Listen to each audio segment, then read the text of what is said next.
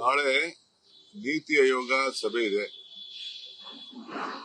ಎಲ್ಲ chief ministers ಕೂಡ ಕರೆದಿದ್ದಾರೆ. ಸೊ ನಾನು ಮೊದಲನೇ ಬಾರಿಗೆ ನೀತಿ ಆಯೋಗದ ಸಭೆಗೆ ಬಂದಿದ್ದೀನಿ. ಇವತ್ತು ನಮ್ಮ ರಾಷ್ಟ್ರೀಯ ನಾಯಕರುಗಳಂತ ಸೋನಿಯಾ ಗಾಂಧಿ ಅವ್ರನ್ನ, ರಾಹುಲ್ ಗಾಂಧಿ ಅವ್ರನ್ನ, ಪ್ರಿಯಾಂಕಾ ಗಾಂಧಿ ಅವ್ರನ್ನ ಭೇಟಿ ಮಾಡಿದ್ದೆ. ಈಗ ನಮ್ಮ ಖಟ್ಟರ್ ಅವರು, ನಮ್ಮ ಅರ್ಬನ್ ಡೆವಲಪ್ಮೆಂಟ್ ಮಿನಿಸ್ಟರ್ ಅವರು ಕೂಡ ಭೇಟಿ ಮಾಡಿ ಅವರು ಕೆಲವು ನಮ್ಮ ಪ್ರಾಜೆಕ್ಟ್ಸ್ ಈ ಡಬಲ್ ಡೆಕ್ಕರ್ದು ಸ್ವಲ್ಪ ಕ್ವೈರಿ ಹಾಕೊಂಡು ಇಟ್ಕೊಂಡಿದ್ರು. ಅದಕ್ಕೆ ಅವ್ರಿಗೆ ಎಕ್ಸ್ಪ್ಲೇನ್ ಮಾಡಿ ಅದನ್ನ ಕ್ಲಿಯರ್ ಮಾಡಿ ಅಂತೇಳಿ ಅರ್ಬನ್ ಚಾಲೆಂಜ್ ಫಂಡ್ ಕೂಡ ನಮ್ಗೆ ಸ್ವಲ್ಪ ಜಾಸ್ತಿ ಕೊಡಬೇಕು ಅಂತ ಕೂಡ ಅದನ್ನು ಕೂಡ ರಿಕ್ವೆಸ್ಟ್ ಮಾಡಿದ್ದೀನಿ. ಸೊ ಏನೇನು ರಿಕ್ವೆಸ್ಟ್ ಮಾಡಿದ್ದೀನಿ ಎಲ್ಲ ನಿಮ್ಗೆ ಡೀಟೇಲ್ ನಾನು ಕಳಿಸ್ಕೊಡ್ತೀನಿ. ಸೊ ಇವತ್ತು ಈಗ ತಾನೇ ಖಟ್ಟರ್ ಅವ್ರನ್ನ ಭೇಟಿ ಮಾಡಿ ಬಂದೆ, ನಮ್ಮ ಲೀಡರ್ಸ್ ಭೇಟಿ ಮಾಡಿ ಬಂದೆ. ಈಗ ಸಾಯಂಕಾಲ ನಮ್ಮ ರಾಜ್ಯದಲ್ಲಿ ಇರುವಂತ ಆಫೀಸ್ ರಾಜ್ಯದವರು ಇಲ್ಲಿ ಯಾರು ಡೈಲಿ ಕೆಲಸ ಮಾಡ್ತಾ ಇದ್ದಾರೆ ಅವರಿಗೆ ಅನೇಕ ಸಲಹೆಗಳನ್ನ ಕೇಳದಿದೆ. ಯಾಕೆಂದ್ರೆ ನಾವು ಯಾವ ರೀತಿ ನಮ್ಮ ರಾಜ್ಯ ಹಿತಕ್ಕೆ ಅವನ್ನೆಲ್ಲ ನಾವು ಉಪಯೋಗಿಸ್ಕೊಳ್ಬೇಕು, ಅವ್ರ ಮಾರ್ಗದರ್ಶನ ಆಗಬೇಕು ಅಂತೇಳಿ. ನನಗೆ ಕೆಲವು ಹಿಂದೆ ನಮ್ಮಲ್ಲಿ ಪದ್ಧತಿ ಅಂತ ಏನು ನಂಗೆ ಸಮಾಧಾನ ಆಗ್ತಿರ್ಲಿಲ್ಲ. ಯಾಕಂದ್ರೆ ಬೇರೆ ಬೇರೆ ಸ್ಟೇಟ್ ಅವರು, ನಮ್ಮ ಸ್ಟೇಟ್ ಅವರು ಬಹಳ ಯುಟಿಲೈಸ್ ಮಾಡ್ಕೊಳ್ತಾ ಇದ್ದಾರೆ ಸೆಂಟ್ರಲ್ ಗವರ್ಮೆಂಟ್. ಸೊ ನಮ್ಮ ಪ್ರಾಜೆಕ್ಟ್ಸ್ ನ ಎಷ್ಟು ಪ್ರಾಜೆಕ್ಟ್ಸ್ ನ ಯಾವ ಪ್ರಾಜೆಕ್ಟ್ಸ್ಗೆ ನಾವು ಪ್ರಿಫರೆನ್ಸ್ ಕೊಡಬೇಕಾಗ್ತದೆ ಅನ್ನೋದು ಕೂಡ ನಾನು ಚರ್ಚೆ ಮಾಡಬೇಕಾಗ್ತದೆ. ಸೊ ಅದಕ್ಕೆ ಅವ್ರನ್ನೆಲ್ಲ ಆಹ್ವಾನಿಸಿದ್ದೀನಿ. ಅದಾದ್ಮೇಲೆ ಮುಂದಕ್ಕೆ ಇನ್ನೊಂದು ಸಭೆ ಕರೀತೀನಿ ನಾನು. ಯಾರು ರಿಟೈರ್ಡ್ ಆಗಿದ್ದಾರೆ ಅವನು ಕೂಡ ಕೆಲವನ್ನೆಲ್ಲ ಅವರ ಅನುಭವನ, ಅವರ ಸೇವೆನ ಉಪಯೋಗಿಸ್ಕೊಳ್ಬೇಕು ಅನ್ನೋದು ಒಂದು ನಮ್ಮ ಹೊಸ ಸರ್ಕಾರದ ಚಿಂತನೆ. ಅದಕ್ಕೆ ಕೂಡ ಈಗಾಗಲೇ ನಾನು ಕಾರ್ಯರೂಪ ಮಾಡ್ತಾ ಇದ್ದೀನಿ. ಪ್ರಿಯಾಂಕಾ ಗಾಂಧಿ ಅವರನ್ನು ಭೇಟಿಯಾಗಿದ್ದು 1 ಗಂಟೆಗೂ ಹೆಚ್ಚು ಕಾಲ ಮಾಡಬೇಕಾಗಿದೆ. ಎಲ್ಲ ನಾನು ಅದೆಲ್ಲ ಹೇಳಕ್ಕಾಗಲ್ಲ. ನಾನೊಬ್ಬ ಕಾಂಗ್ರೆಸ್ ಕಾರ್ಯಕರ್ತ, ಚೀಫ್ ಮಿನಿಸ್ಟರ್. ನಾನು ಏನೇನು ಮಾತಾಡ್ಬೇಕು ನಾವು ಮಾತಾಡಿರ್ತೀನಿ. ಅದೆಲ್ಲ ಪಬ್ಲಿಕ್ ಎಲ್ಲ ಡಿಸ್ಕ್ಲೋಸ್ ಮಾಡ್ತೀನಿ. ಸರ್, ಇವತ್ತು ವಿರೋಧ ಪಕ್ಷದವರು ಪೂರ್ತಿ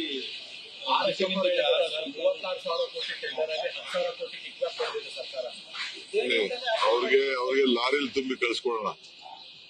ಲಾರಿಲಿ ಏನ್ ಬೇಕು ಅವ್ರಿಗೆ ಕಸ. ಅಶೋಕ್ ಹಿಂದೆ ಕುಮಾರಸ್ವಾಮಿನೂ ಕೂಡ ಇದೇ ಮಾತಾಡಿದ್ರು. ಅವರಿಬ್ರು ಕೂಡ ಈ ಕಸದ ಲಾಬಿ ಇದೆ, ದೊಡ್ಡ ಲಾಬಿ ಕಸದ್ದು. ಅವ್ರ ಕಾಲದಲ್ಲಿ ಯಾಕೆ ಟೆಂಡರ್ಗಳು ಮಾಡಕ್ಕಾಗಿಲ್ಲ? ಅವರೇ ಇದ್ರಲ್ಲ. ಈಗ 6,000 ಕೋಟಿ ರೂಪಾಯಿ ಇನ್ವೆಸ್ಟ್ಮೆಂಟ್ ಮಾಡ್ತಾರೆ. 6,000 ರೂಪಾಯಿ ಇನ್ವೆಸ್ಟ್ಮೆಂಟ್ ಮಾಡ್ತಾರೆ. ಈಗ ಹಿಂದೆ 14-15 ಜನಕ್ಕೆ ನಾವು ಕೊಟ್ಟಿದ್ದು ಕಸದಿಂದ ಇದನ್ನ ಪವರ್ ಮಾಡಿ ಅಂತ. ಒಬ್ರು ಕೂಡ ಸಕ್ಸಸ್ ಆಗಿಲ್ಲ. ಒಬ್ರು ಎಲ್ಲ ಕ್ಯಾನ್ಸಲ್ ಆಗ್ಬೇಕು. ಎಲ್ಲ ಅಂಗಡಿ ಮುಚ್ಕೊಂಡು ಹೊರಟೋದ್ರು. ಬರೀ KPC ಮಾತ್ರ ಒಂದು ಬಿಡದಿಲ್ ನಡೀತಾ ಇದೆ. ಅವ್ರ ಗೌರ್ಮೆಂಟ್ ಇತ್ತಲ್ಲ. ಈಗ ನಾನು ಈ ಡಿಸಿಷನ್ ತಗೋಬೇಕಾದ್ರೆ ಡೆಲ್ಲಿಲಿ ಬಂದು ನೋಡಿದೀನಿ, ಹೈದರಾಬಾದ್ ನಲ್ಲಿ ಬಂದು ನೋಡಿದೀನಿ, ಚೆನ್ನೈಲಿ ಹೋಗಿ ನೋಡಿದೀನಿ, ಬೇರೆ ಬೇರೆ ಕಡೆ ಎಲ್ಲ ನೋಡಿದೀನಿ. ಇವತ್ತು 6,000 ಕೋಟಿ ರೂಪಾಯಿ ಅವ್ರು ಇನ್ವೆಸ್ಟ್ಮೆಂಟ್ ಮಾಡ್ತಾರೆ. ನಮ್ಗೆಲ್ಲೂ ಜಾಗನೇ ಸಿಗ್ಲಿಲ್ಲ. ನಾನು ಅದಕ್ಕೆ ಕೊನೆಗೆ ದೊಡ್ಡಬಳ್ಳಾಪುರದಲ್ಲಿ ಒಂದು ಜಾಗನ ಪರ್ಚೇಸ್ ಮಾಡಿದ್ವಿ. ಮೊದಲು ಯಾರು ತೆಗೆದುಕೊಂಡಿದ್ರು, NOC ಯಾರು ಇತ್ತು ಅದನ್ನ ಪರ್ಚೇಸ್ ಮಾಡಕ್ಕೆ ಡಿಸಿಷನ್ ತಗೊಂಡಿದ್ವಿ.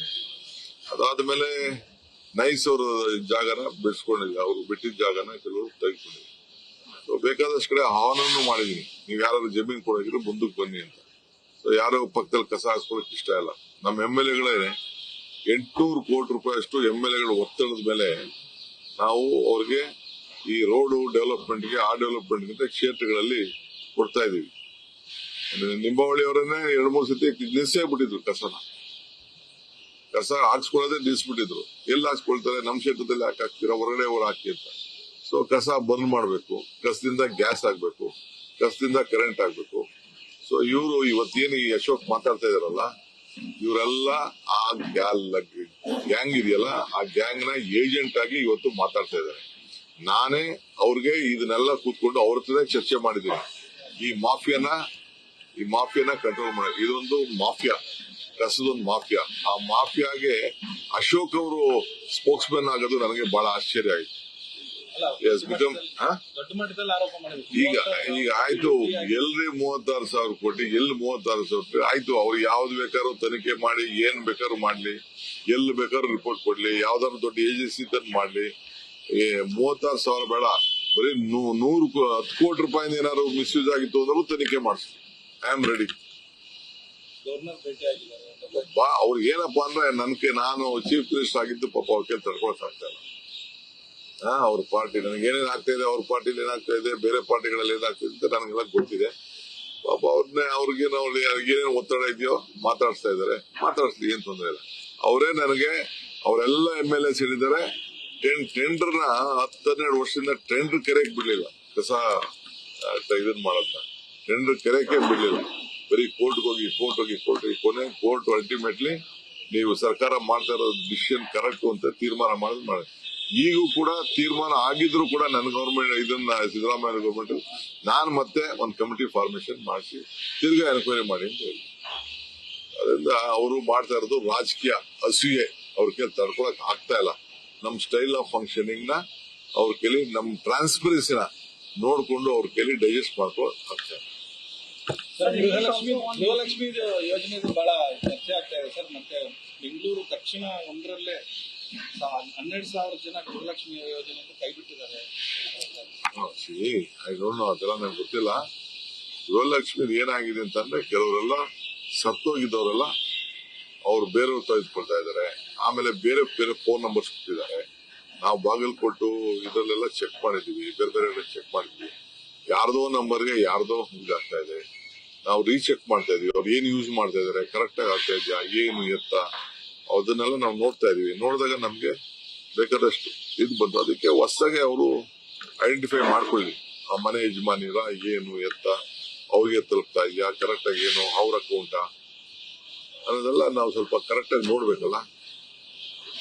ಸೊ ಅದಕ್ಕೆ ನಾವು ರೀಚೆಕ್ ಮಾಡ್ತಾ ಇದೀವಿ ಅಷ್ಟೇ. ಅಷ್ಟು ಬಿಟ್ರೆ ಬೇರೆ ಏನು ನಾವು ಕಟ್ ಮಾಡ್ಬೇಕು ಅಂತ, ಯಾರಿಗೂ ಕಟ್ ಮಾಡ್ಬೇಕು ಅಂತ, ಯಾರಿಗ್ ಸಿಗ್ಬೇಕೋ ಅವ್ರು ಸಿಕ್ಲಿ, ಏನ್ ತೊಂದರೆ ಇಲ್ಲ. ಯಾರಿಗೂ ಕಟ್ ಮಾಡಕ್ ಇಂಟ್ರೆಸ್ಟ್ ಇಲ್ಲ. ನಾವು ಅವ್ರ ದಾಖಲೆ ಅವತ್ತಿನ ಕಾಲದಲ್ಲಿ ಎಮರ್ಜೆನ್ಸಿ ಕೆಲವೆಲ್ಲ ತಂದು ಯಾರ್ದಾದ್ರು ನಂಬರ್ ಕೊಟ್ಬಿಟ್ಟಿದ್ದಾರೆ. ಜಿನೈನ್ ಪೀಪಲ್ಗೆ ಹೋಗ್ಬೇಕು ಅಷ್ಟೇ ನಮ್ಗೆ ಬೇಕಾಗಿದೆ. ಪರಿಷ್ಕರಣೆ ಬಗ್ಗೆ ಬಹಳ ಚರ್ಚೆ ಆಗ್ತಿದೆ. ಪರಿಷ್ಕರಣೆ ಸಾಕಷ್ಟು ಜನ ಶಾಸಕರು ಕೂಡ ಈಗ ಕೆಲವು ಪವರ್ ಏನಾಗಿದೆ ಗೊತ್ತಾ, ತಗೋತಾ ಇದ್ದಾರೆ 200 ಯೂನಿಟ್ ಅಂತ ತಗೋತಾ ಇದಾರೆ. ಅಂಗಡಿ ಮಾಡಿಟ್ಕೊಂಡವ್ರೆ, ಅಂಗಡಿಗೂ ಮನೆ ಕರೆಂಟ್ ತಗೊಂಡವ್ರೆ. ಮೇಲೆ ಅಂಗಡಿ ಮನೆ ಇದೆ, ಕೆಳಗಡೆ ಅಂಗಡಿ ಇದೆ. ಅಂಗಡಿಗೆ ಸಪರೇಟ್ ಆಗಿ ತಗೊಳ್ಳಿ, ವಾಸಕ್ಕೆ ಇಟ್ಕೊಳ್ಳಿ, ಏನ್ ತೊಂದರೆ ಇಲ್ಲ. ರೆಸಿಡೆನ್ಶಿಯಲ್ ಇಟ್ಕೊಳ್ಳಿ, ಕಮರ್ಷಿಯಲ್ ಒಬ್ಬೊಬ್ರಿಗೆ 6 ಹೆಸರಲ್ಲಿ 6 ಮೀಟರ್ ಇದೆ. ಯಾವನ್ ಬಾಡಿಗೆ ಇದ್ದಾನೆ ಅವನ್ ಮನೆ ಇರ್ಲಿ. ಬಾಡಿಗೆ ಮನೆ ಇದ್ದೀನಿ ಅಂತಂದ್ರೆ ಒಂದು ಅಫಿಡವಿಟ್ ಕೊಡ್ಲಿ, ನಾನು ಬಾಡಿಗೆ ಮನೇಲಿ ಇದ್ದೀನಿ ಅಂತ ಅಂದ್ಬಿಟ್ಟು. ಸೊ ಆ ರೀತಿ ಕರ್ನಾಟಕ ರಾಜ್ಯದವ್ರಿಗೆ ನಾವು ಅದನ್ನ ಮಾಡಿರೋದು, ಕರ್ನಾಟಕ ರಾಜ್ಯದ ಮತದಾರರಿಗೆ ಕೊಡಬೇಕು ಅಂತ ನಾವು ಮಾಡಿರೋದು. ಸರ್, ನೀತಿ ಆಯೋಗದ್ದು ಕಳೆದ ಬಾರಿ ವಿವಾದಕ್ಕೆ ಅಂದ್ರೆ ಒಂದು ರೀತಿ ನೋಡೋಣ, ಅದನ್ನ ಆಯ್ತು. ಅದಕ್ಕೆ ನಾವು ಪಾರ್ಟಿಸಿಪೇಟ್ ಮಾಡ್ತಾ ಇದೀವಿ. ಪ್ರೈಮ್ ಮಿನಿಸ್ಟರ್ ಕೂಡ ಫಸ್ಟ್ ನಾನು ಅಧಿಕಾರ ತೆಗೆದುಕೊಂಡ ದಿನಾನೇ ಅವರು ಕೂಡ ಟ್ವೀಟ್ ಮಾಡಿ ನನ್ಗೆಲ್ಲಾ ತರದ ಸಹಕಾರ ಕೊಡ್ತೀನಿ ಅಂತ ಅವರು ಕೂಡ ಹೇಳಿದ್ದಾರೆ. ನೋಡೋಣ, will work together. News first, ನಿರ್ಭೀತಿಯಿಂದ ನಿಮ್ಮ ಪರವಾಗಿ.